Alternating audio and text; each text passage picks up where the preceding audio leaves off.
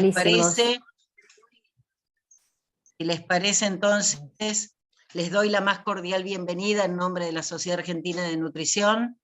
Vuelvo a presentarme, soy Miriam Tonietti. La verdad que es un gustazo enorme estar en esta reunión con ustedes con nuevos conceptos sobre enfermedad metabólica hepática. Vamos a aprender un montón, actualizarnos, y no quiero tomar tiempo más que para decirle a la licenciada Constanza Echevarría que se haga cargo de la reunión y presente a los disertantes. Éxitos. Bueno, muchas gracias, Miriam, gracias. Gracias a todos por acompañarnos, muy buenas tardes.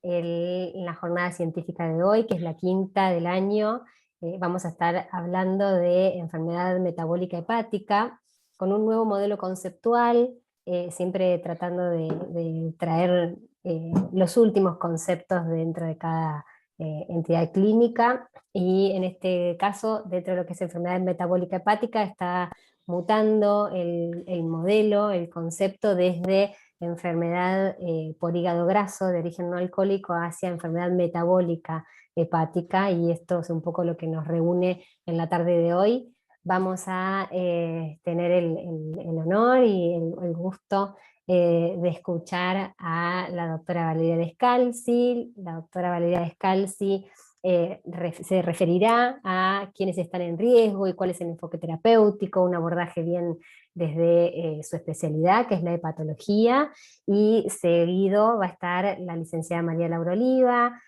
quien nos hablará. Ella es licenciada en nutrición y nos hablará de qué hay de nuevo en el abordaje nutricional. Voy a ir presentando entonces a la doctora Valeria Descalzi. Aprovecho antes de seguir para aclararle al auditorio que van a ser unos 25-30 minutos de disertación por cada una de las oradoras, seguido de un momento de preguntas, también unos 30 minutos finales, para discusión, intercambio y resolución de algunas dudas o consultas que hayan quedado. Así que los invito, por supuesto, durante toda la jornada a que nos escriban por el chat toda duda que vaya surgiendo. Estaremos tomando nota de eso para finalmente, después de las disertaciones, hacer las preguntas a las disertantes, ¿sí? Valeria, si vos querés empezar a compartir pantalla, yo mientras voy presentándote. La doctora Valeria Descalzi, ella es médica, graduada en la Universidad de Buenos Aires, es jefa de hepatología, del servicio de hepatología de la Fundación Favaloro. Es unidad de hígado, cirugía hepatobiliar y trasplante hepático del Hospital Universitario Fundación Favaloro, para hacerlo más preciso. Así que Valeria es hepatóloga, trasplantóloga, y tenemos el gusto de escucharla. Además, muy buena persona, he trabajado con Vale. Ay, gracias. Sí, y es un amor. Así que súper profesional y vale la pena escucharla, tiene una charla muy interesante por brindarnos. Adelante, Valeria. Hola, ¿cómo están? Buenas tardes a todos y gracias a la Sociedad Argentina de Nutrición por la invitación. Voy a hablar en los próximos minutos de la enfermedad metabólica hepática como nuevo modelo conceptual. Como dijo bien la licenciada Echevarría, de NAFL a MAFL. ¿Cómo va a ir cambiando este concepto? Como todos ustedes saben, la enfermedad por hígado graso no alcohólico es una causa frecuente de enfermedad hepática crónica en Occidente, y el espectro de esta enfermedad abarca dos entidades. Una es la esteatosis simple, que es una enfermedad o una entidad benigna que no deja secuelas, y la otra es la esteatohepatitis, también llamada NASH, o como siglas en español, el ENA, la esteatohepatitis no alcohólica. Esta entidad puede evolucionar a la fibrosis hepática y esta ser progresiva y finalmente culminar en cirrosis con todas sus complicaciones, en insuficiencia hepática y en hepatocarcinoma. Globalmente puede decirse que la prevalencia de la enfermedad por hígado graso no alcohólico es del 20 a 30% en la población general y del 60 a 80% en grupos de riesgo. En nuestro país no contamos todavía con datos claros de la incidencia y la prevalencia de esta enfermedad. En esta diapositiva pueden ver cuál es el espectro histológico de la enfermedad por hígado graso no alcohólico. Esta foto muestra cómo se ve un hígado normal, con todas las células hepáticas dispuestas en trabéculas, con la arquitectura organizada. Esta es la esteatosis simple, en donde el hígado se ve infiltrado con vacuolas, con macro y microvacuolas que contienen triglicéridos. Y en este gráfico podemos ver la esteatohepatitis, donde además de valorización por grasa, vacuolas de grasa, pueden verse infiltrado inflamatorio. Es decir, que aquí, además de grasa, hay focos de hepatitis. Cuando esta esteatohepatitis progresa hacia la fibrosis, el final es la cirrosis hepática, donde el hígado va conformando nódulos de regeneración, que están todos rodeados por fibrosis. Este es un proceso dinámico, el del hígado graso que llega a la fibrosis hepática y finalmente a la cirrosis. Los pacientes pueden fluctuar entre la esteatosis simple y la esteatohepatitis por periodos cortos. Los que presentan esteatohepatitis pueden progresar a fibrosis en forma rápida o lenta, pero esta fibrosis es la característica histológica más importante para los hepatólogos, es la que tenemos que frenar, y se ha visto que puede en algún grado revertirse, excepto que ya llega a su estudio final, que es la cirrosis. O sea que como especialista en hepatología, lo que debemos evitar todos los hepatólogos es la fibrogénesis y la progresión a la cirrosis. Como les dije, esta entidad es muy frecuente en el occidente. En Estados Unidos es la segunda indicación para trasplante hepático, o sea que muchos pacientes llegan a la cirrosis y es la segunda causa de trasplante en este país. Y aquí van a ver, por lo menos en Fundación Favaloro, que en Argentina también hay un aumento significativo de los trasplantes por cirrosis secundarios a NASH, si bien el alcohol y el virus C siempre fueron las primeras causas, que estaban entre el 29 y 30% de prevalencia, las cirrosis criptogénicas y cirrosis por NASH, casi en suma, el 12 y el 7% llegan a un 20% de los casos de trasplante. Este es un problema en crecimiento, como pueden también ver en este gráfico, los trasplantes en verde por virus C desde el 2009 hasta el 2018, la cirrosis por este virus fueron cayendo, y lo que va aumentando en prevalencia es el trasplante por ENA, por cirrosis, por enfermedad por hígado graso, sumados a cirrosis indeterminadas, que se cree que también son cirrosis que no pudieron ser diagnosticadas, pero que están vinculadas al hígado graso no alcohólico. La cirrosis por hígado graso no alcohólico se asocia a cáncer primario de hígado. Como pueden ver también en el centro de trasplante donde trabajo, el 21% de los hepatocarcinomas que se trasplantaron en nuestro centro fueron por cirrosis por hígado graso no alcohólico. Es decir, que tiene una prevalencia el cáncer por NASH muy alto también. Y el hígado graso es una condición multisistémica, como ustedes saben, afecta no solo al hígado, sino que a muchos órganos, y es reflejo de la insulina resistencia sistémica. Como todos saben, se asocia al síndrome metabólico. En este estudio, que fue muy importante, que incluyó más de 8 millones de pacientes, un metaanálisis, se vio que se asoció al síndrome metabólico, a obesidad, a diabetes mellitus tipo 2, a hipertensión, a dislipemia, en algunos casos a alguno o dos de los componentes, en algunos casos a todos los componentes del síndrome metabólico, pero lo importante es que esta enfermedad da como causas de muerte asociadas, en primer lugar, la enfermedad cardiovascular, en segundo, el cáncer no hepático, y en tercero, la enfermedad hepática. Es decir, que el hígado graso no es una enfermedad inocente, sino que es una enfermedad sistémica y que es progresiva.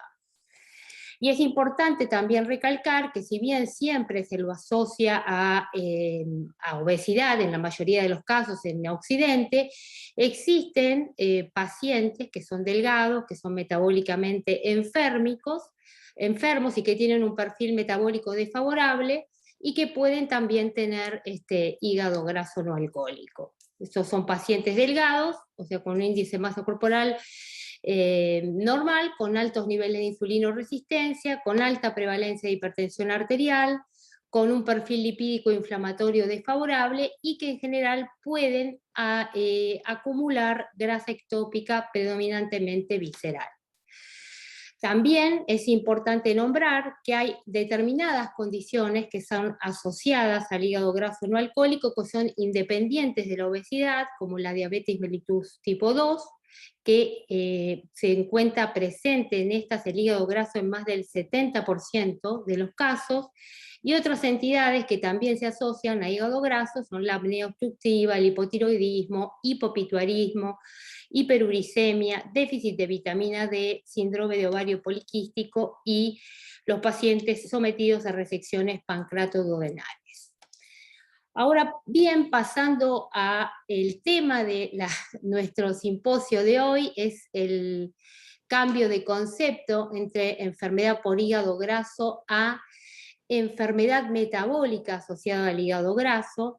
Quiero decirles que el hígado graso, o el acrónimo en inglés que es NAFLD, fue descrito por primera vez en 1980 por Ludwig de la Clínica Mayo, que describió esta entidad como la presencia de grasa hepática en ausencia de ingesta significativa de alcohol. Esto lo hizo sobre la base de 20 pacientes en los que estudió la biopsia hepática, y la primera vez que se describe la enfermedad.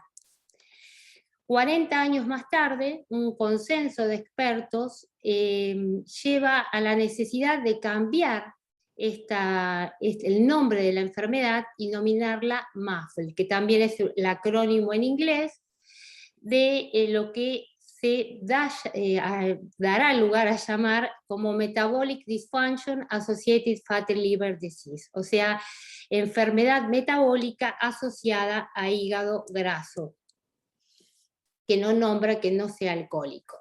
Es decir, que la esteatohepatitis no alcohólica se asocia a mortalidad cardiovascular, oncológica y hepatológica. Es un importante problema de salud y es relevante a nivel mundial y requiere acciones específicas para su detección, diagnóstico, seguimiento y tratamiento. Es por eso que requiere un enfoque multidisciplinario, y este grupo de expertos mantiene la necesidad de cambiar el nombre a enfermedad metabólica asociada a hígado graso. La definición de enfermedad por hígado graso asociado a disfunción metabólica es la siguiente: un trastorno metabólico con presencia de grasa hepática por imágenes o histología con uno de los tres siguientes criterios, ya sea sobrepeso u obesidad, diabetes mellitus tipo 2 o evidencia de desregulación metabólica con al menos 2 predictores de riesgo metabólico, como pueden ser la circunferencia de cintura mayor de 102 o mayor de 90 en mujeres, la prediabetes, la proteína C reactiva elevada, hipertensión arterial, el HDL disminuido, la hipertrigliceridemia y un OMA mayor o igual a 2,5. Esta definición es una definición más simple que la definición de hígado graso no alcohólico, que en realidad era una definición por exclusión. En cambio, esta definición se basa en criterios positivos o de inclusión y es independientemente del consumo de alcohol que tengan los pacientes o de que tengan o no otras enfermedades hepáticas crónicas concomitantes, que estas estaban excluidas, digamos, de la definición original de hígado graso no alcohólico. Como les dije, si bien este término hace muy poquito que fue consensuado, para hacer el cambio, todavía no hay un consenso reconocido y existe mucha controversia para su uso, y esto tiene distintas argumentaciones. En un primer lugar, uno de los argumentos es que este nuevo término MAFL puede dar lugar a confusión a los médicos que no son especialistas y a la población general, que recientemente está empezando a conocer lo que es el hígado graso y el NAFL como enfermedad. Si bien fue descrita en el año 80, en las últimas décadas esta enfermedad empezó a tener relevancia y empezó a ser más conocida fuera, digamos, en los médicos no especialistas.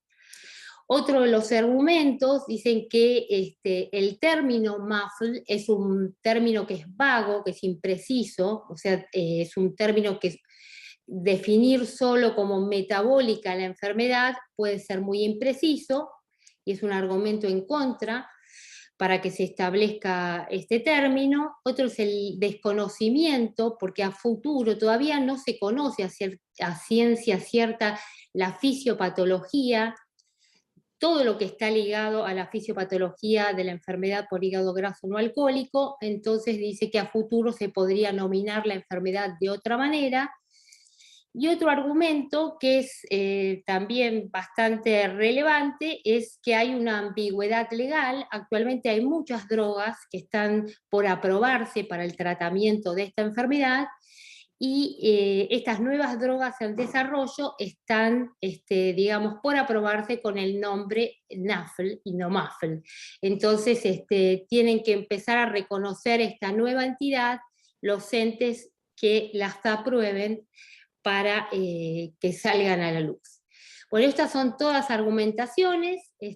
Por el momento lo que se tiende a pensar es que se requiere un consenso más amplio que implique a todas las organizaciones y a todas las sociedades científicas que estén relacionadas con el manejo del hígado graso no alcohólico.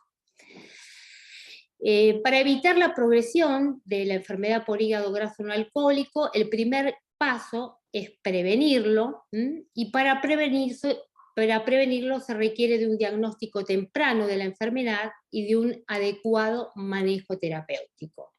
Es muy importante saber que entre el 10 y el 15% de los pacientes con hígado graso no alcohólico tiene cirrosis al momento del diagnóstico, y esto es lo que refleja la falta de una adecuada herramienta de screening de la enfermedad. Es muy importante aumentar la concientización sobre el NAFL y desarrollar modelos diagnósticos y pronósticos fiables para identificar a los pacientes en riesgo de progresión de la enfermedad. Una de las preguntas que deberíamos hacernos es si se tiene que hacer screening para enfermedad por hígado graso no alcohólico. Y la respuesta es que sí. Algunas de las sociedades internacionales, como la Sociedad Americana de Hígado, la Sociedad Europea de Hígado, la Sociedad de Diabetes, tienen recomendaciones para aquellos pacientes que tienen riesgo de desarrollar hígado graso no alcohólico y fibrosis avanzada, y los pacientes que deben hacer screening son pacientes que tienen diabetes tipo 2 con sospecha de la enfermedad. La Sociedad Europea también recomienda el screening en pacientes con alto riesgo cardiovascular, que incluyen diabetes tipo 2 o síndrome metabólico, y también la Sociedad de Diabetes, que recomienda el screening de esta enfermedad en personas con diabetes, prediabetes tipo 2 o con aumento de las transaminasas o hígado graso. Esto es muy importante. Para la Sociedad Argentina de Hepatología, lo que está recomendado como screening es en pacientes que tienen síndrome metabólico, obesidad o diabetes tipo 2. Todos son considerados de alto riesgo para desarrollar fibrosis hepática, por eso necesitan screening, y no se recomienda el screening o tamizaje en la población general. Y el método ideal para hacer screening de esta enfermedad se recomienda que sea la ecografía. Es muy importante el diagnóstico de hígado graso y también de fibrosis, tanto para identificar a las personas que pueden tener no solo esteatosis, sino esteatohepatitis, que esas son las que pueden llegar a desarrollar fibrosis significativa, grado 3 o 4, y identificando a estas personas podemos evaluar cuál es el grado de supervivencia. Como pueden ver, los pacientes que tienen fibrosis grado 0, fibrosis 1 o que no tienen enfermedad por hígado graso, tienen una supervivencia a largo plazo significativamente superior con pacientes que tienen fibrosis grado 3 o 4 en el hígado. Para hacer diagnóstico, hasta ahora yo nombré la ecografía como método para evaluar y hacer screening de hígado graso no alcohólico, pero para hacer el diagnóstico se puede utilizar la ecografía, la tomografía, resonancias, pero para hacer diagnóstico de esteatohepatitis, no solo de grasa, sí es necesario, como les mostré en la foto inicial de histología, la biopsia hepática. Para evaluar los grados de fibrosis en la enfermedad por hígado graso hay distintas alternativas diagnósticas. Una es la aplicación de test que están ya validados, el test FIB4 o el test que se llama NAFLD Score, o sea, el puntaje de enfermedad por hígado graso, o otros test de fibrosis, la elastografía por resonancia y también la biopsia hepática. Todos estos son métodos que nos ayudan a hacer diagnóstico de fibrosis. La biopsia hepática, por supuesto, que es el gold estándar diagnóstico, pero al ser un método invasivo en un órgano que es muy vascularizado, tiene morbimortalidad asociada y también a veces se hacen biopsias hepáticas y hay errores de muestreo y no son buenas herramientas diagnósticas. Pero en general la biopsia es el gold estándar. Con respecto a los scores que utilizamos para medir fibrosis en el hígado, como les dije, el FIB4 y el NAFLD Fibrosis Score son los más aplicados, tienen en cuenta unas cuantas variables de los pacientes, como la edad, el valor de transaminasas, las plaquetas, el índice de masa corporal, la albúmina.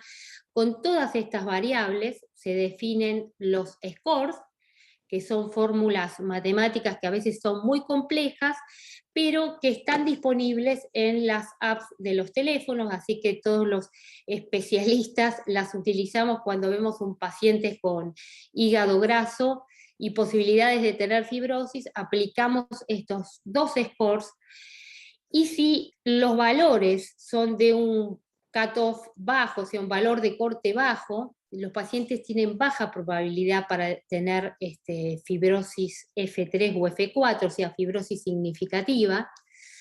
Cuando el FIB4 es menor de 1.3 o el NAFLD Score menor de menos 1.4, estos pacientes tienen baja posibilidad de tener fibrosis significativa, pero cuando los valores del FIB4 son mayores de 2.6 o el NAFLD Score mayor de 0.6, ahí sabemos que estos pacientes, además de tener un hígado graso, tienen altas chances de tener una cirrosis o una precirrosis, que es el estadio F3.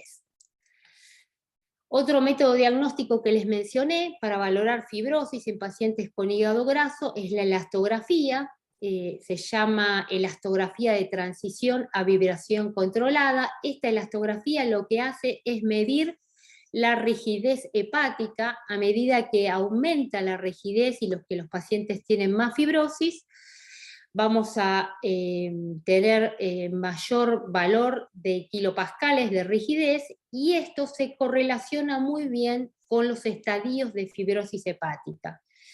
Por ejemplo, un paciente que tiene menos de 6 kilopascales quizás tenga pocas posibilidades de fibrosis, o sea, va a estar en un estadio F0, F1, pero pacientes con más de 10 o 14 kilopascales ya pueden estar de este lado, precirróticos o con cirrosis.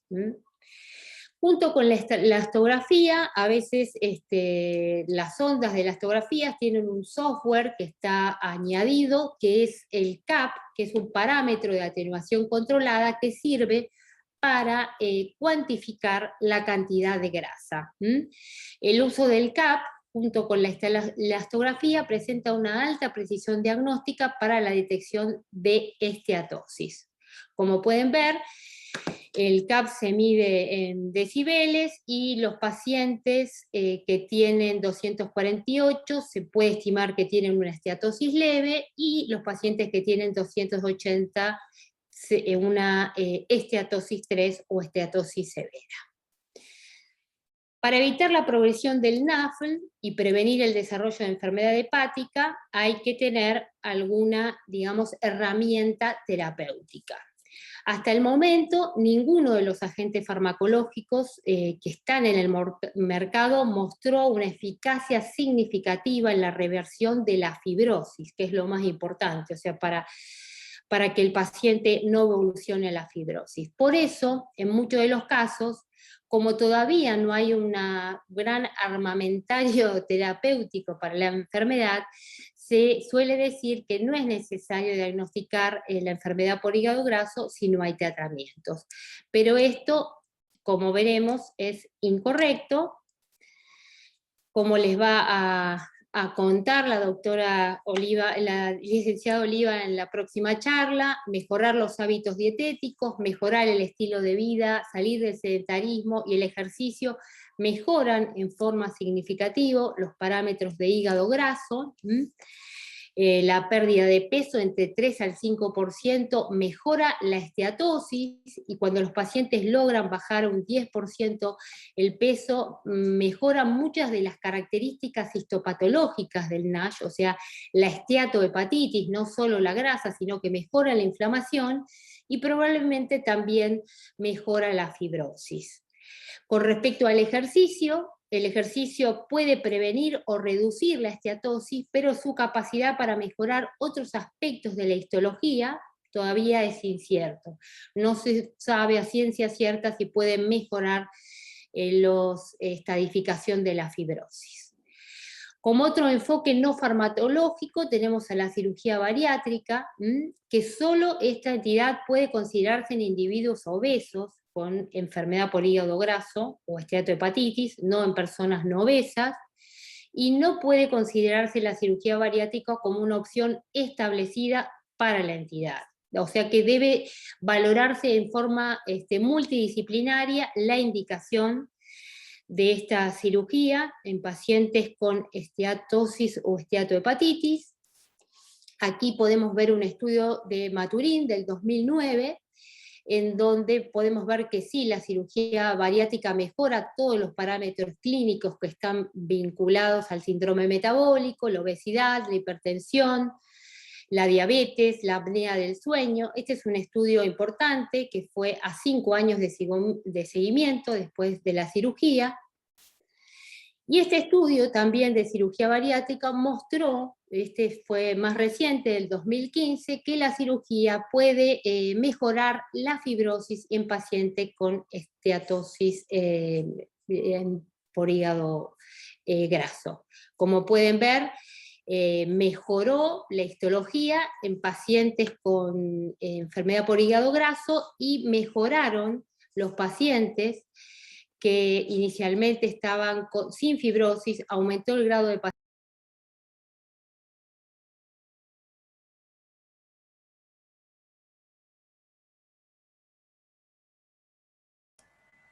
Vale, está silenciada. Hola. ¿Ahora me escucha? Sí, sí, sí. Ahí perfecto. No sé por qué se silenció, porque no, con el mouse posiblemente se haya silenciado, no lo había tocado. Bueno, no sé por dónde me silencié, supongo que en esta slide, en esta diapositiva. Sí, un segundito fue, vale, nomás. Sí, bueno, con respecto a esto es que la cirugía mejoró la fibrosis en forma significativa en pacientes que tenían entre F0 y F2, pero la mejoría no fue tan significativa para aquellos pacientes que estaban presirróticos o cirróticos, o sea que tenían un estadio 3 o estadio 4.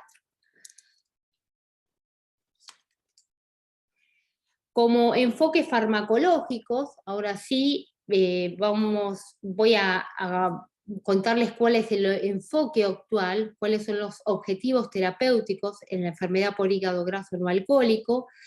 Hay muchas drogas en estudio, que están en estudios fase 2 y fase 3, pero que todavía no están aprobadas, y que los objetivos terapéuticos están relacionados con resistencia a la insulina y metabolismo de los lípidos, relacionados con la lipotoxicidad y el estrés oxidativo, con la inflamación y la activación inmune, con la muerte celular, apoptosis y necrosis, y también con la fibrogénesis y la rotación del colágeno.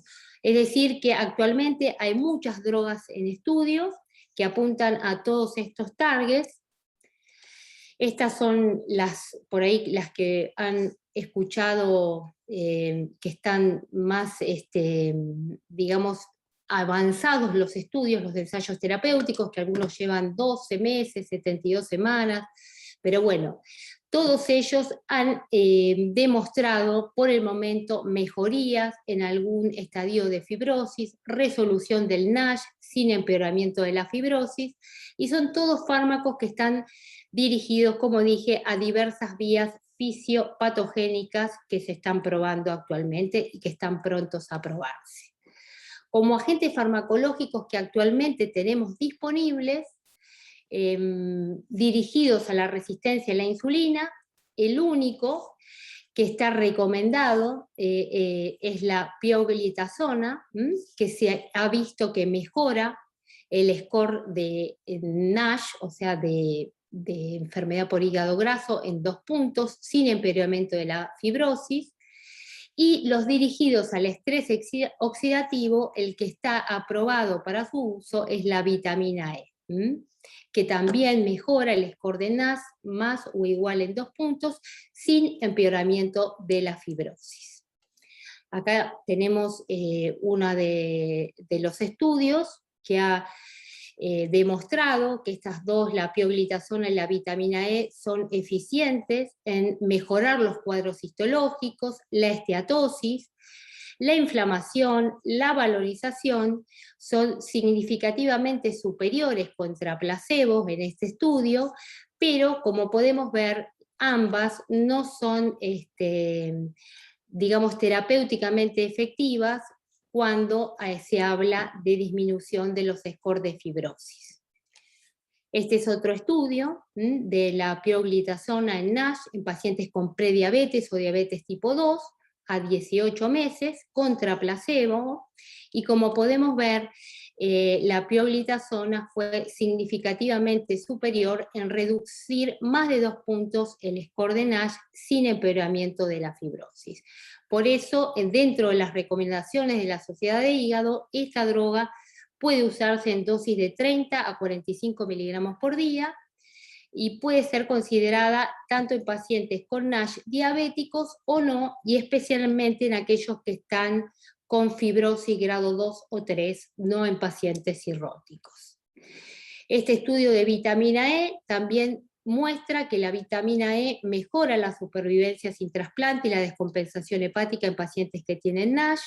Este es un estudio que se hizo en pacientes que tenían esteatohepatitis por biopsia y que tenían ya una precirrosis o cirrosis, y se pudo ver que la administración de vitamina E con un follow-up después de 5 años pudo prevenir, digamos, la inclusión de pacientes en lista para trasplante y la descompensación hepática. Es por eso que la vitamina E puede modificar la historia natural de la esteatohepatitis no alcohólica con fibrosis avanzada.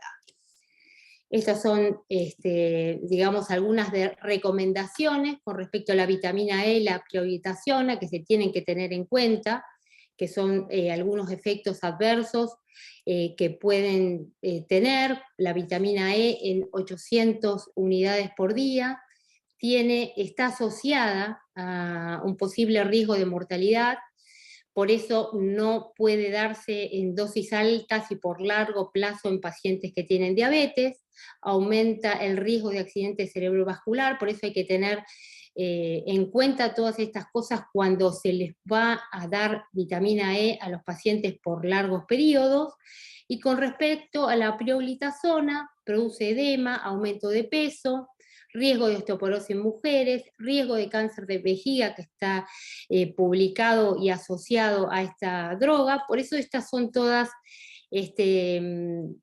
cosas que tenemos que tener en cuenta cuando indicamos estas drogas por largo plazo.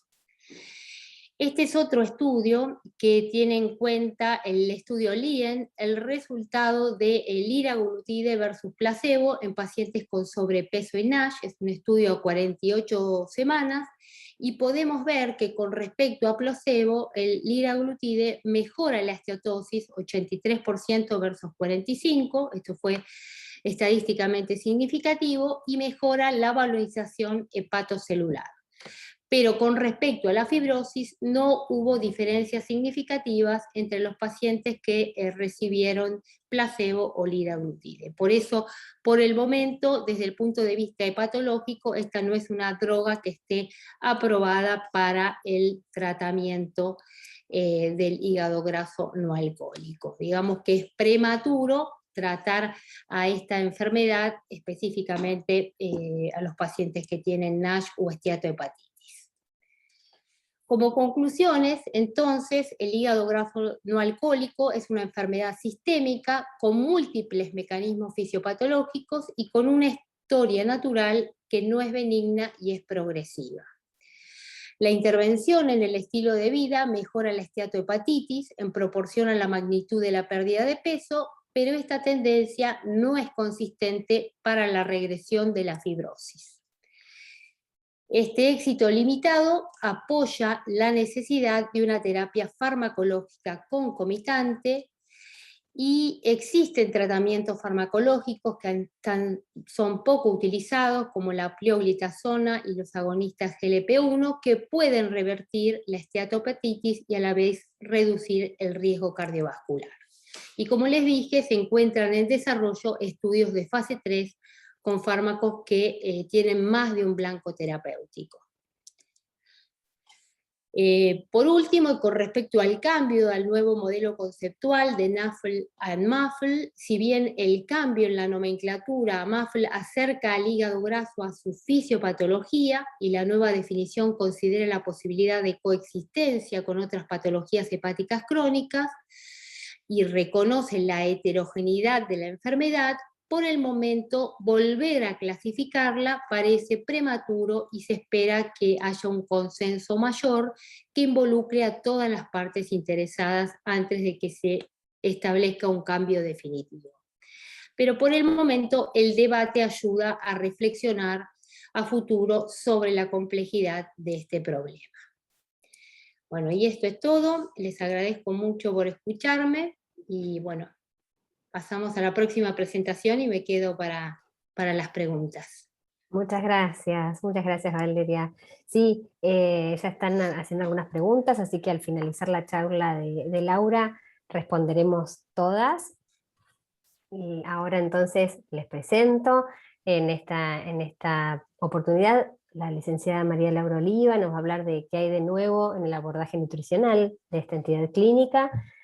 María Laura Oliva es licenciada en nutrición, también graduada en la Universidad de Buenos Aires, es especialista en nutrición clínica, también de la misma universidad, es docente e investigadora, docente tanto sea de la Universidad de Buenos Aires como de la Universidad Austral, es staff del Instituto de Patología y Cirugía Digestiva, y es también staff y directora de nutrición personalizada.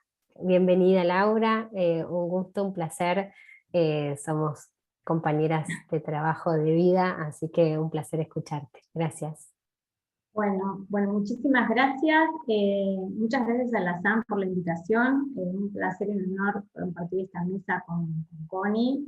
y con Valeria, así que bueno, muy contenta. Bueno, y cualquier cosa avísame del tema de la conexión, porque por momentos siento que me pierdo y como no veo. Bueno, a mí me toca un poco hablar del abordaje nutricional, y bueno, ver qué hay de nuevo con este nuevo marco conceptual que se le da a la esteatosis.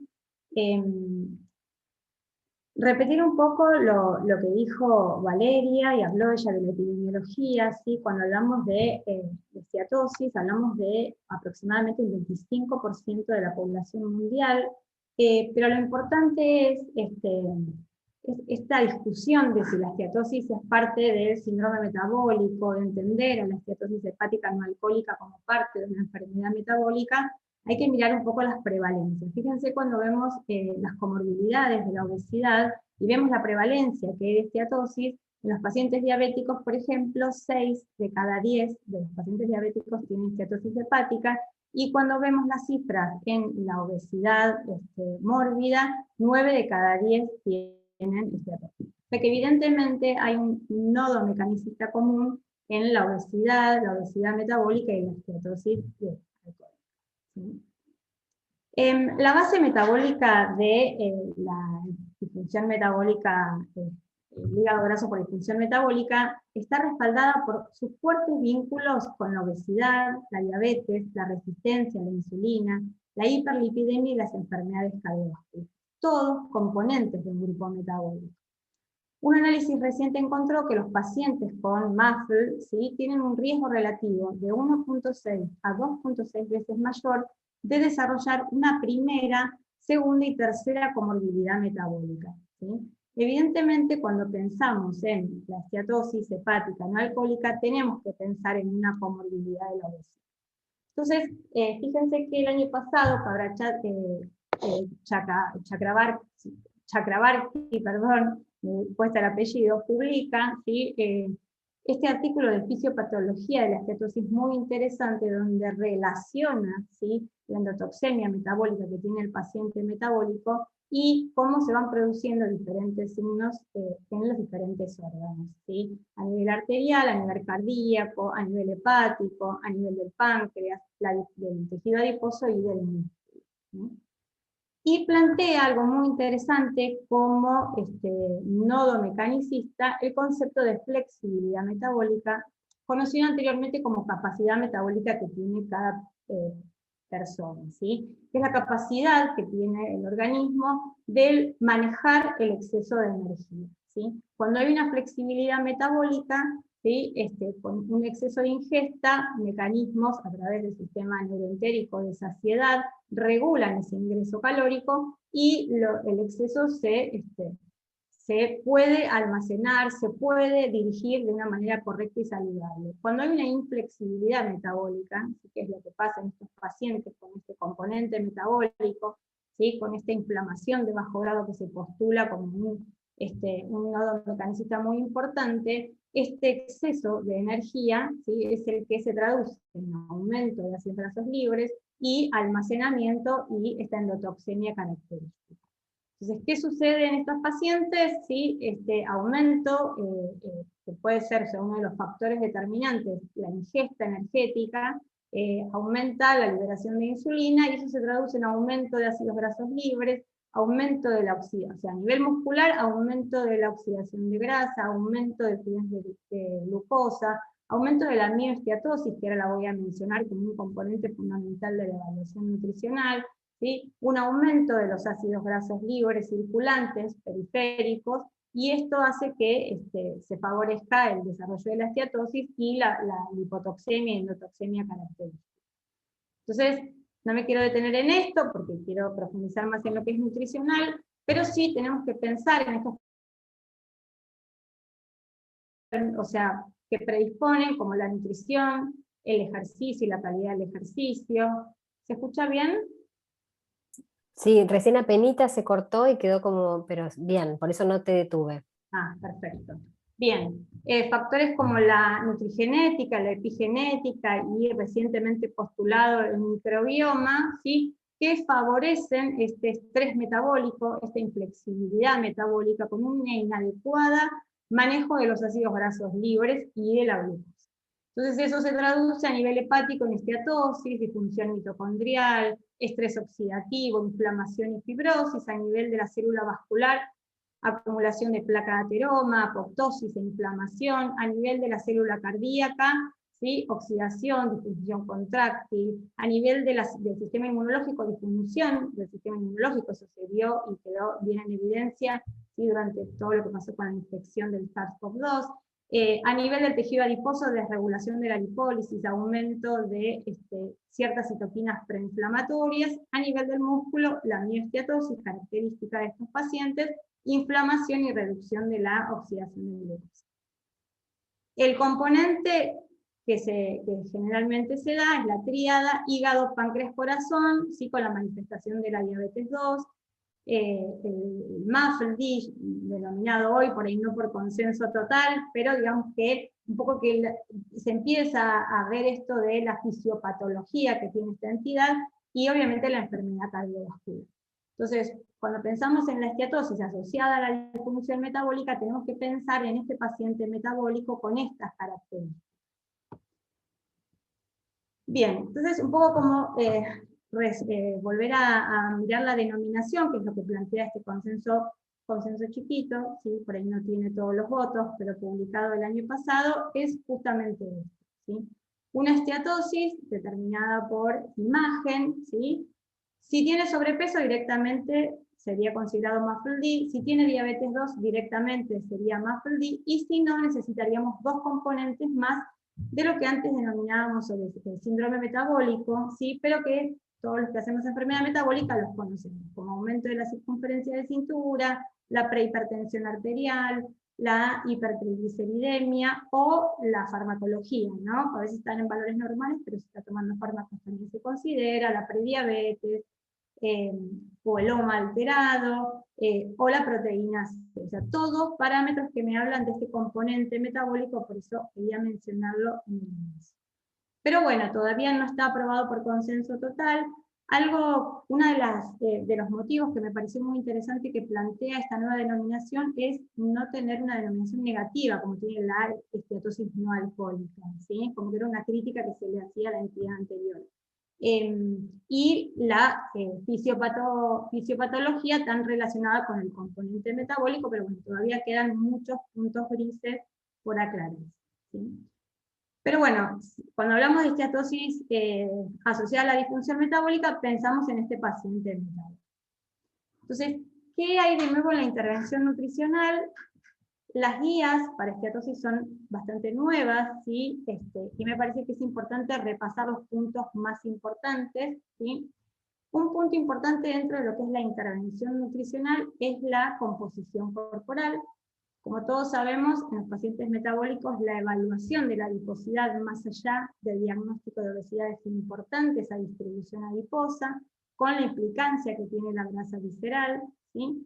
Hay diferentes indicadores que podemos utilizar, circunferencia de cintura, relación cintura-cadera, quizás en la práctica no se utiliza tan frecuentemente, pero a nivel de investigación está validado, es un indicador validado. Relación cintura-talla, que en ciertos momentos biológicos me da más datos, por ejemplo, durante la etapa perimenopáusica, quizás en pediatría, que esta entidad también está creciendo mucho en la esteatosis en pediatría, son indicadores de adiposidad que podemos utilizar.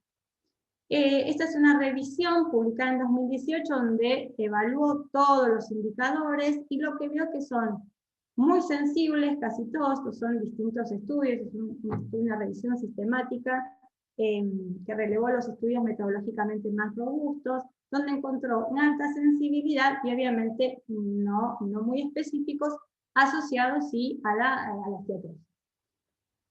Un punto importante, y un poco cuando vimos la parte fisiopatológica lo mencioné, que es la mioesteatosis, esa disfunción del tejido muscular propio, ¿sí? Del paciente metabólico, ¿sí? Esa endotoxemia y esa lipotoxemia genera, ¿sí? Impacto en el músculo. Y fíjense que es muy interesante valorar la masa muscular de estos pacientes porque es un indicador pronóstico de severidad de la enfermedad. Fíjense este estudio donde evalúan pacientes con y sin sarcopenia fíjense acá el grado de severidad de la esteatosis, y fíjense claramente en pacientes con IMC normal, como en aquellos con sobrepeso, los que tenían peores grados de fibrosis eran los pacientes con sarcopenia. Lo mismo cuando dicotomizó la muestra en base al índice de OMA, fíjense que independientemente del OMA, los que tenían peor score, ¿sí?, de enfermedad hepática eran aquellos que tenían sarcopenia. O sea que la sarcopenia está muy asociada a el pronóstico de la enfermedad o la severidad de la enfermedad. ¿Cómo evaluamos la obesidad sarcopénica? No hay consenso, ¿sí? Evaluar sarcopenia es complejo, pero en lo que es obesidad sarcopénica no hay consenso, ¿sí? Por un lado tenemos que evaluar la funcionalidad de ese músculo, a través podemos utilizar el test de marcha o el test de prevención, que es la dinamometría, que es lo que generalmente utilizamos a nivel funcional. ¿Me escuchan? Sí. Y por otro lado tenemos que evaluar la cantidad, ¿sí? O sea, que es la valoración. El gol estándar es el DEXA, pero evaluar composición corporal por DEXA sería un poco costoso, entonces en la práctica lo que utilizamos es la bioimpedancia. Entonces de esa manera, con la evaluación de la funcionalidad y la cuantificación de la masa muscular, podemos arrimarnos a un diagnóstico de sarcopenia, o por lo menos hacer el seguimiento del músculo en los pacientes metabólicos, que muchas veces nos olvidamos. ¿Por qué? Porque son pacientes con sobrepeso, entonces uno no cree que es necesario evaluar la masa muscular, y es sumamente importante porque nos habla del pronóstico, ¿sí? Cuando miramos las guías, ¿sí? Estas son las guías, todas las guías, ¿sí? Las guías argentinas no mencionan la evaluación de la composición corporal, sí las guías europeas solo refieren el IMC para el diagnóstico de obesidad y circunferencia de cintura para la valoración del tejido adiposo, pero la evaluación del músculo no es algo que esté como parte del diagnóstico en las guías de tratamiento. Que sería importante postular. En cuanto a la terapéutica nutricional, ¿sí? Después voy por ahí un poco rápido porque es una charla con mucho contenido y no me quiero quedar sin tiempo, y después frenamos y hacemos todas las preguntas, ¿sí? En cuanto a la terapéutica nutricional, ¿qué dice la evidencia? Bueno, por un lado, sabemos que el objetivo principal que tenemos es reducir la resistencia a la insulina, limitar este estrés oxidativo o endotoxemia, ¿sí? Y modificar todos los factores de riesgo que conviven, ¿sí?, con la esteatosis.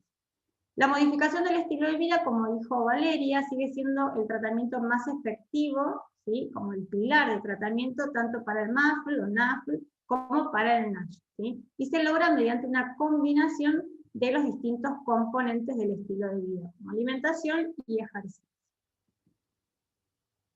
Este es un estudio por ahí un poco viejito, del 2017, de Romero, bastante conocido, donde se evaluó a través de distintas revisiones, ¿sí?, qué pasaba con los distintos patrones, o sea, con los patrones alimentarios y con distintas estrategias de estilo de vida en la progresión de la enfermedad. Lo que sería un patrón occidental, alto en grasas, en azúcares, en sodio, hipercalórico, ¿sí? Está comprobado con muchísima evidencia científica que favorece la progresión de un hígado sano hasta el hepatocarcinoma, atravesando la esteatosis simple y la NASH y fibrosis.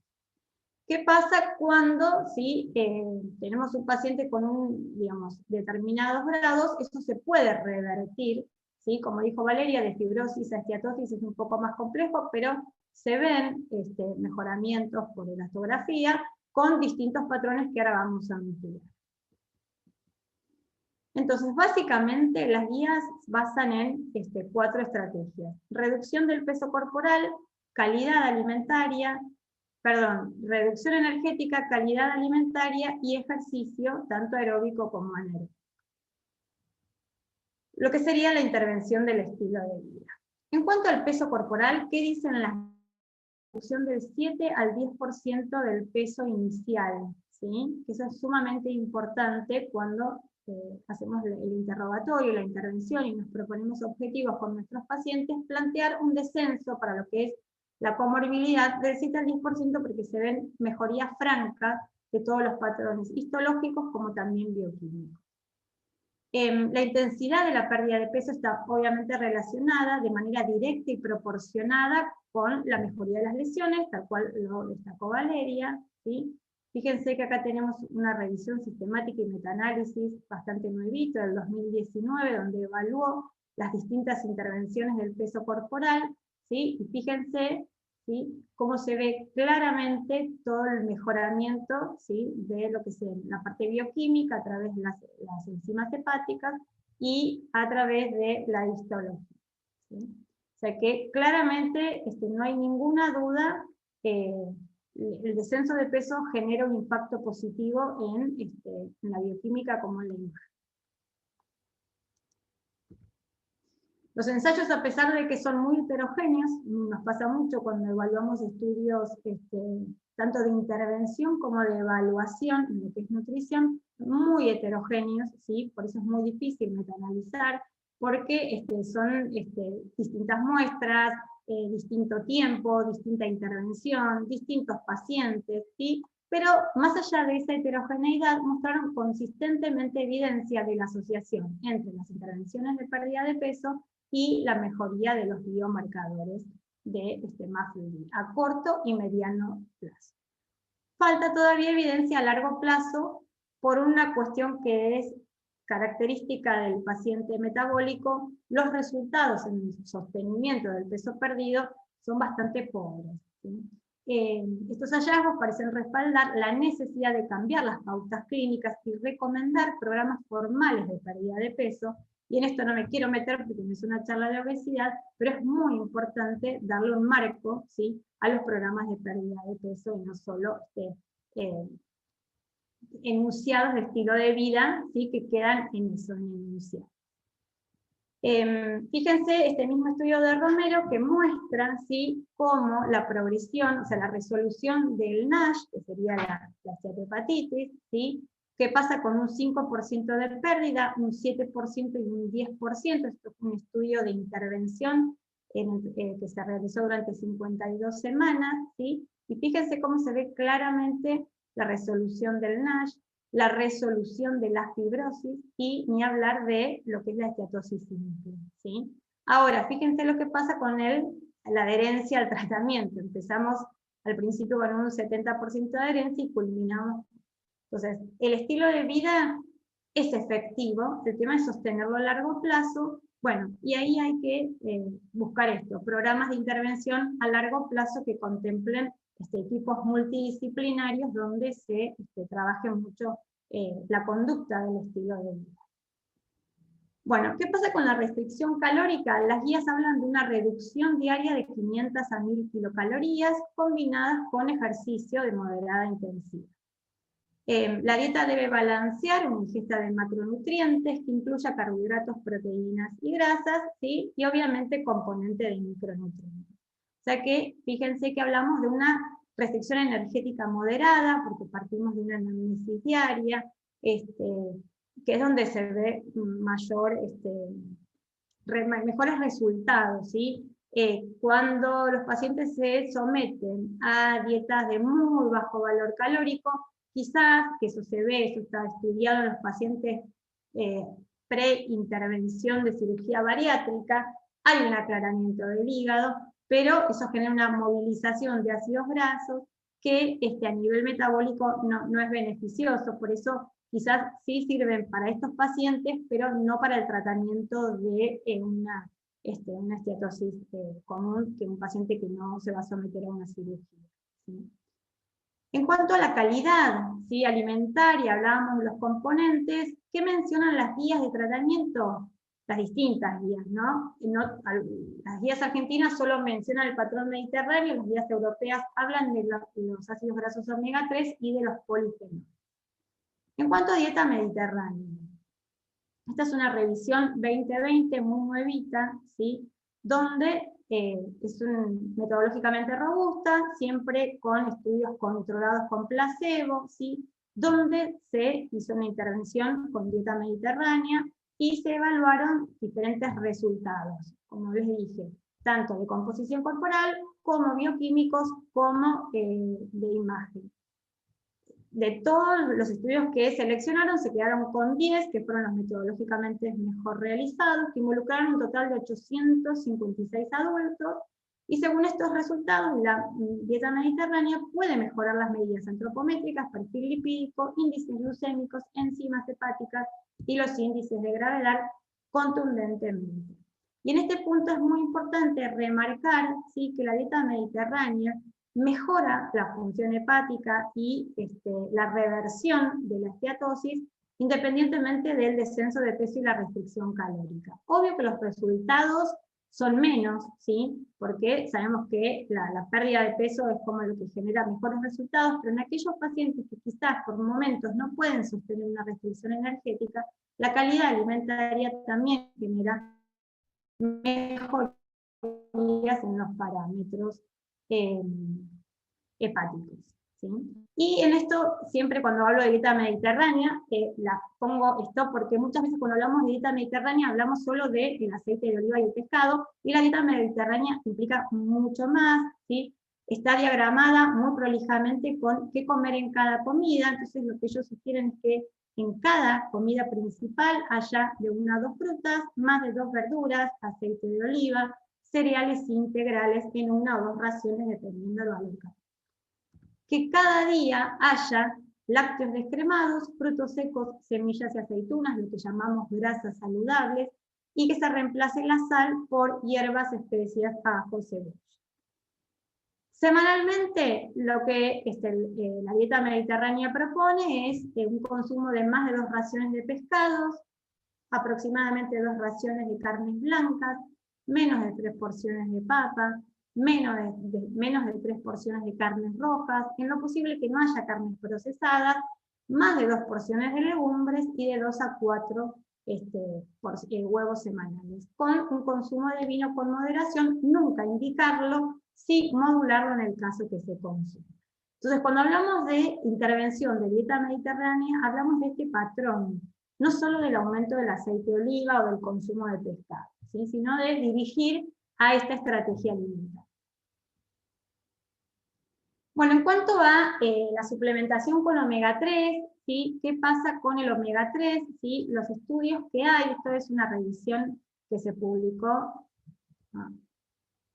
una revisión que se publicó hace muy poquito de Cochrane, donde lo que vio es que los estudios son predominantemente dietéticos, ensayos pequeños, y apoyan la afirmación que los ácidos omega 3 son beneficiosos para bajar los lípidos tanto intrahepático como a nivel plasmático. Pero los ensayos dan datos contradictorios, por lo tanto, la suplementación con omega 3 no es una estrategia de tratamiento para lo que sería el mar, ¿sí? Los datos sugieren que puede ser efectiva en las primeras etapas de la enfermedad, pero no en pacientes con MAFLD avanzados o NASH, porque no han demostrado resultados importantes, ¿sí?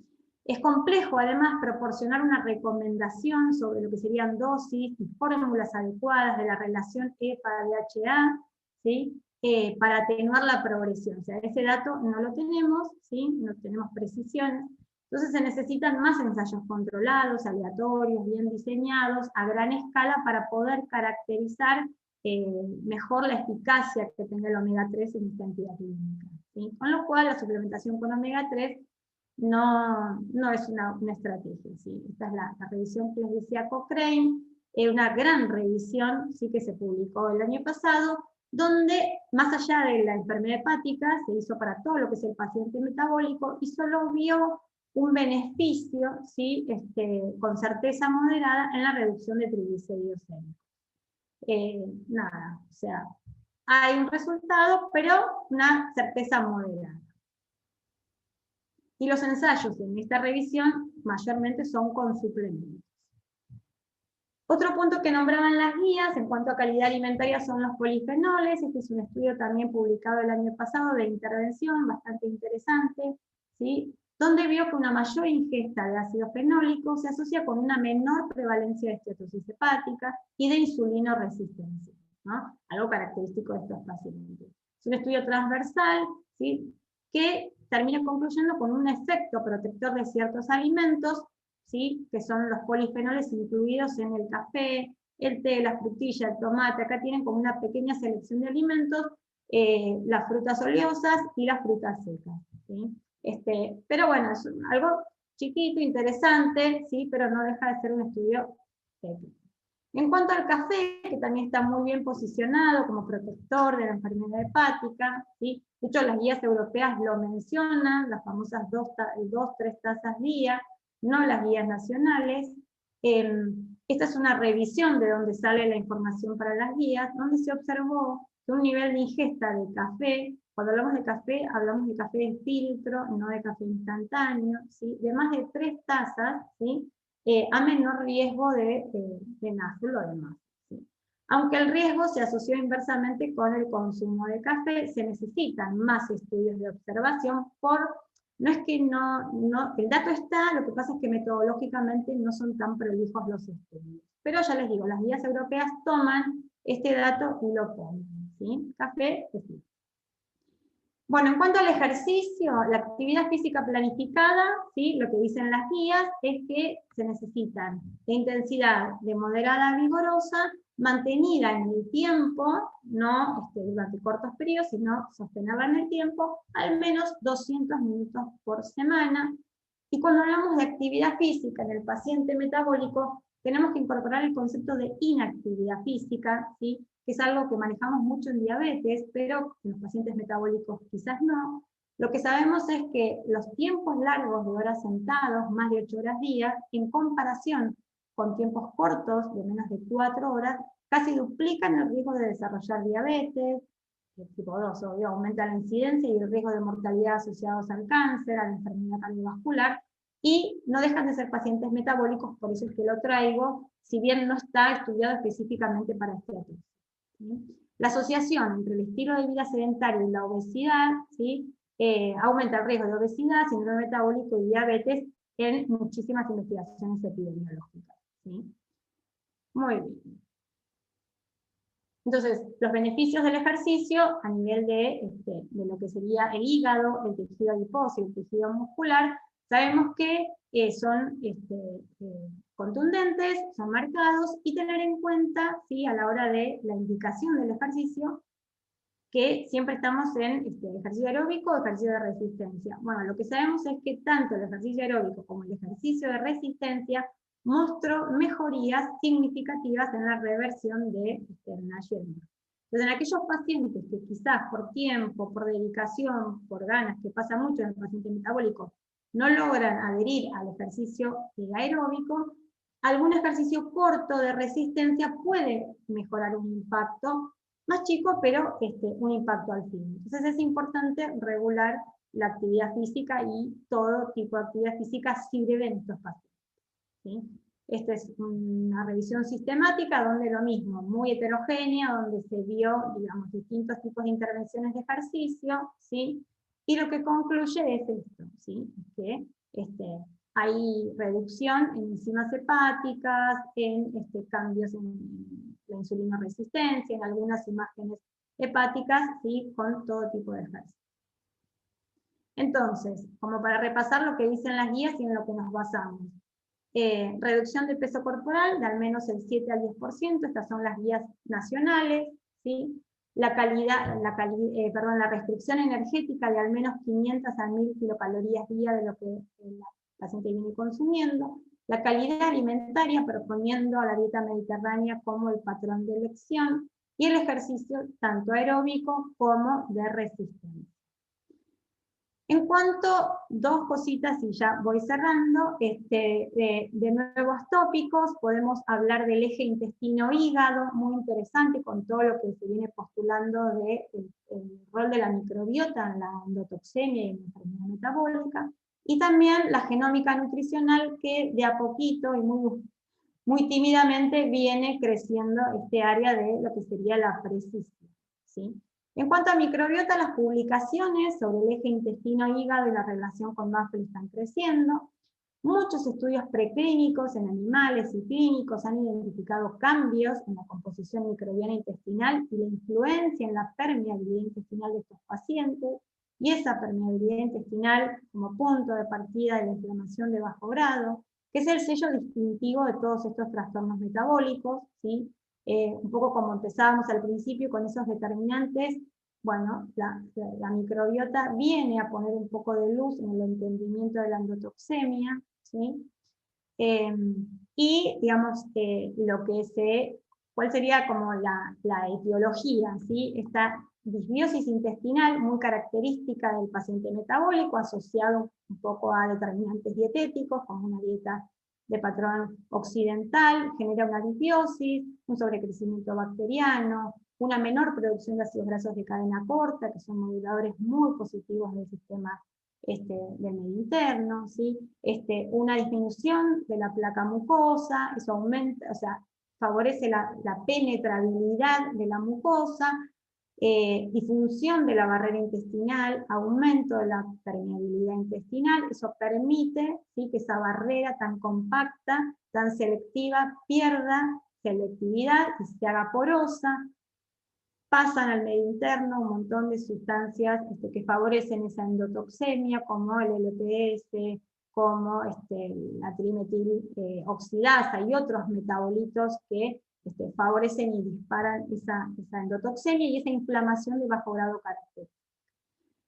¿Qué hacemos? O sea, ¿cuál sería la estrategia terapéutica? Fíjense la cantidad de estudios que hay de probióticos, simbióticos, totalmente heterogéneos, pero lo que les puedo decir es que el uso de probióticos y simbióticos, hay algunos resultados que han mostrado, ¿sí?, mejora de los marcadores específicos de la inflamación hepática, aunque muy prometedor estas estrategias terapéuticas, dada la gran heterogeneidad de los ensayos que se han analizado, hoy no se puede hablar específicamente de qué probiótico, qué concentración, así que vamos como abriendo camino, pero todavía estamos lejos de tener una indicación clara.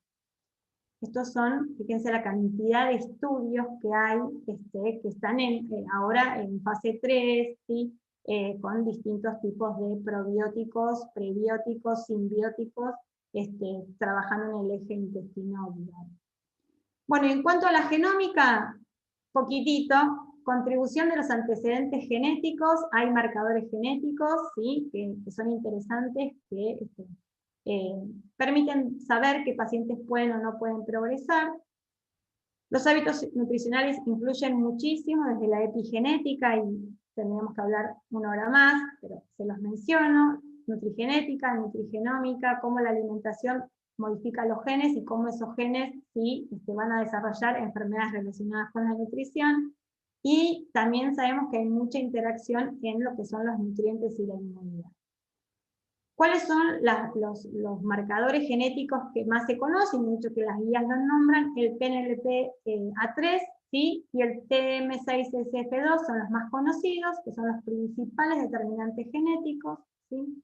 Y en cuanto al efecto gen-diete, hay un cambio drástico en la exposición de macronutrientes como lípidos, carbohidratos, proteínas, ¿sí?, o disponibilidad de micronutrientes, dependiendo de esa condición genética, ¿no? Esto de que no todos asimilamos de la misma manera, no todos vamos a expresar las mismas enfermedades, no todos necesitamos la misma alimentación, o sea que es un campo que realmente se está abriendo a lo que es la nutrición de precisión, pero se los dejo así, como para que, nada, da para más charlas. Entonces, como para cerrar, podemos decir que la evidencia clínica respalda firmemente el papel de la modificación del estilo de vida como terapia primaria para el manejo del MAFLD y del NASH. La mirada entérica de la enfermedad hepática postula al microbioma intestinal como una interfaz entre el ambiente y el medio interno y propone nuevas líneas terapéuticas muy interesantes, prometedoras, pero aún todavía dudosas. Y la implicancia genética en la respuesta biológica a los nutrientes constituye un campo que nos abre de la nutrigenética y parece crucial en la génesis y progresión del MAFLD. Hay una publicación 2021 muy interesante, difícil, pero que nos abre, digamos, también muchas estrategias de intervención. La comprensión profunda y completa de los mecanismos subyacentes al MAFL y la relación dieta-gen permite el diseño de enfoques de gestión personalizada para el futuro de lo que es la nutrición clínica, y un poco hacia ahí se dirige la ciencia. Bueno, muchísimas gracias por haberme escuchado. Perdón si fui rápido, pero era mucho y quería dar todo, así que ahora estoy para preguntas. Dejo de compartir. Ahí está. No, al contrario, muchísimas gracias. Claro que el tema, más cuando son dos apasionadas, da para muchísimo más. Les agradezco a las dos, súper claras, y las palabras también del auditorio han sido de mucho reconocimiento y de agradecimiento por las disertaciones. Voy a ir primero con algunas preguntas para la doctora Valeria Descalzi, que para resumirlas en una, por el poquito tiempo que nos queda, que no quiero extenderme de las 21 cuando todos ya tenemos pensado que esto termina, tiene que ver con, Valeria, preguntan mucho en el chat respecto de todos los mecanismos, los métodos diagnósticos, ¿no? Si yo me lo planteo más desde la práctica, desde dónde surge la pregunta, que el médico clínico, diabetólogo, endocrinólogo, médico, bueno, o sea, cual fuera su especialidad, que recibe un paciente y quiere empezar el screening y no sabe, digamos, ecografía dijimos, y la duda surge más por cuándo, qué pedir en el hepatograma, si sirve y qué pedir y por qué, y cuándo indicar una biopsia. Sí, bueno, como dijimos, el screening se hace por ecografía, y en general cuando los pacientes llegan al consultorio, llegan con una ecografía que dice hígado graso o esteatosis severa, esteatosis moderada. En ese caso nosotros lo que valoramos en principio es el hepatograma, más que nada las transaminasas, a ver si hay alteración del hepatograma, si bien sabemos que hay pacientes que pueden tener esteatohepatitis con transaminasas normales, pero bueno, ya el hecho de tener transaminasas elevadas nos hace pensar que ese paciente, si tiene todos los diagnósticos, digamos, de hepatitis virales o de otras hepatopatías crónicas excluidos, que tiene enfermedad por hígado graso. Entonces, con o sin aumento de transaminasas, después vemos si el paciente es diabético, si es obeso, los otros, digamos, componentes del síndrome metabólico, y para definir o no si el paciente tiene que hacerse una biopsia, primero que nada aplicamos lo que les comenté, que son los test de fibrosis. Sobre todo que los tenemos siempre en el teléfono y que los usamos en el celular, son el FIB4 y el NAFL Score.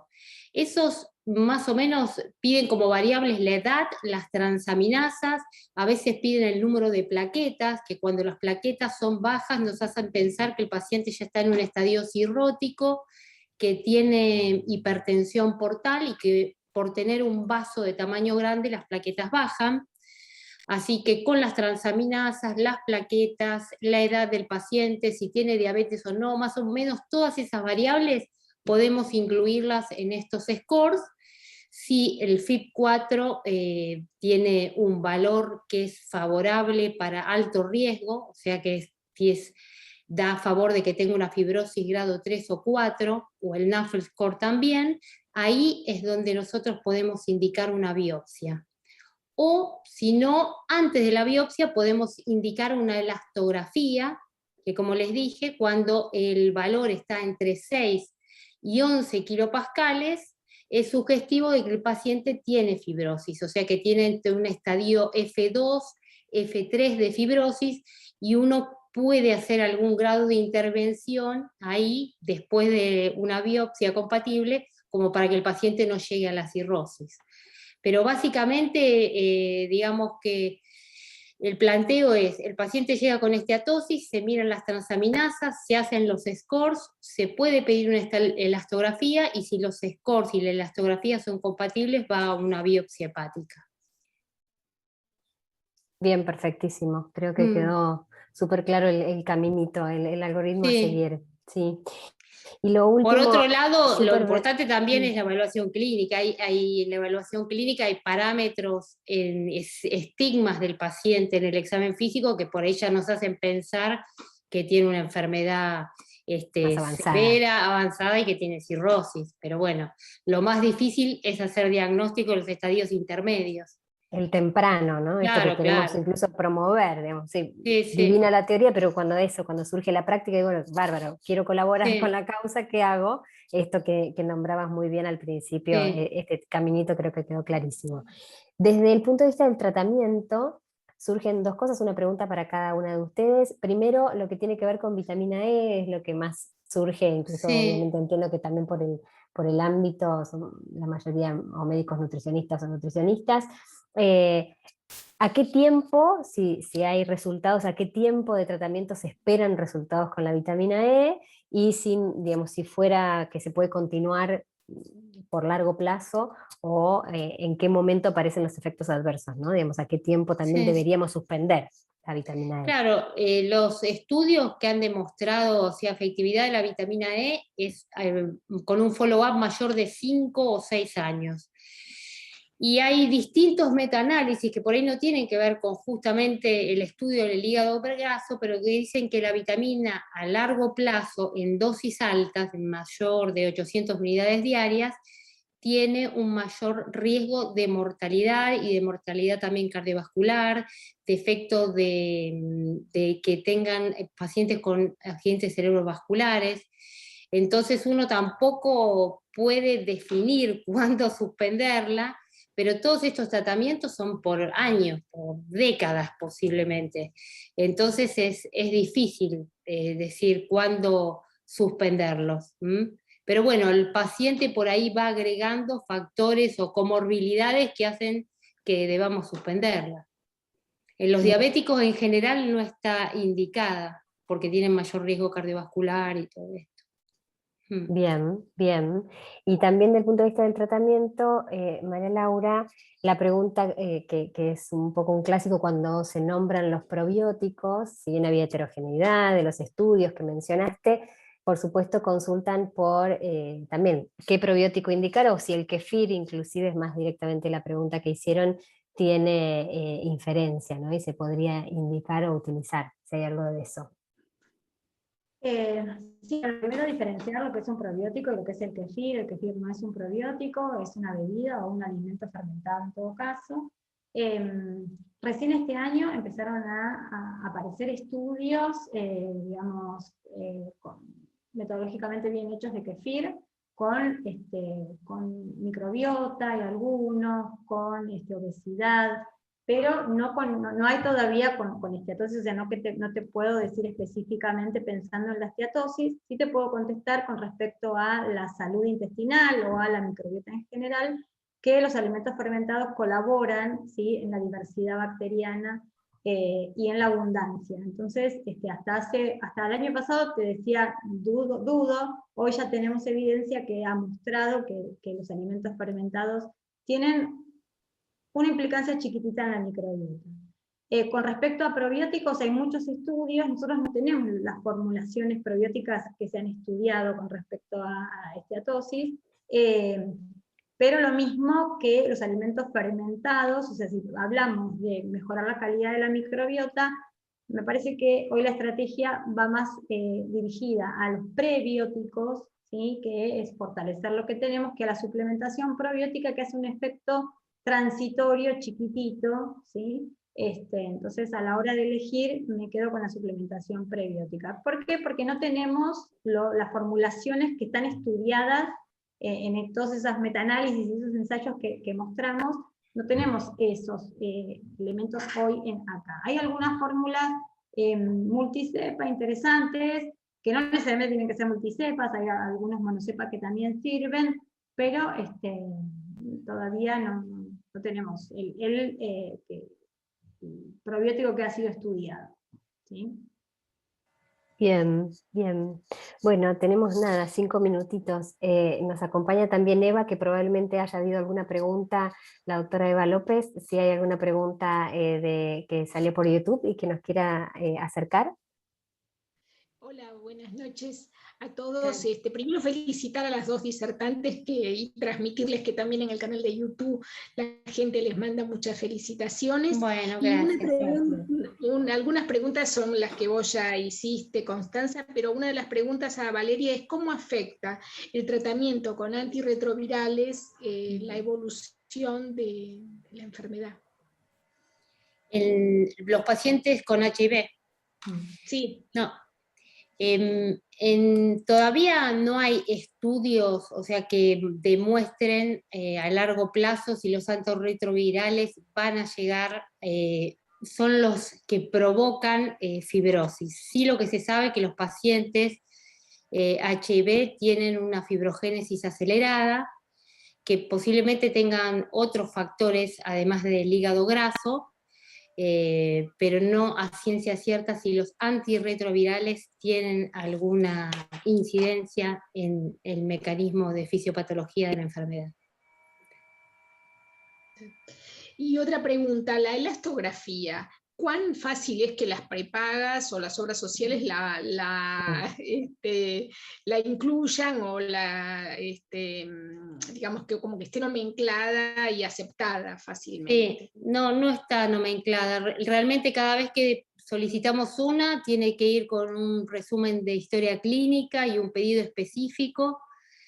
Muchas veces los financiadores prefieren hacer una biopsia hepática antes que una elastografía, y finalmente tenemos que recurrir a la biopsia, que es un método invasivo, porque no hay otra posibilidad, no se acepta, o si no la tiene que pagar el paciente, que son estudios costosos, tienen el valor equivalente a una biopsia hepática. Pero bueno, no tienen el riesgo de una biopsia, que las biopsias son métodos invasivos en donde los pacientes pueden sangrar, pueden tener complicaciones. Así que casi prácticamente ninguna, y son excepcionales los casos en donde se acepta el estudio, a pesar de que ya está demostrado que correlaciona muy bien con la biopsia hepática los resultados de la elastografía. Lo que no se puede ver en la elastografía es la esteatohepatitis, o sea, la inflamación, que eso es digamos, un punto histológico importante, que por ahí para el hepatólogo es importante saber qué grado de inflamación hay, cómo se puede revertir, pero la elastografía dentro de todo está bien porque uno mide la rigidez y las posibilidades de qué grado de fibrosis tiene. Y bueno, y se evita una biopsia. Yo creo que a futuro se van a autorizar, pero la verdad que muy pocas veces.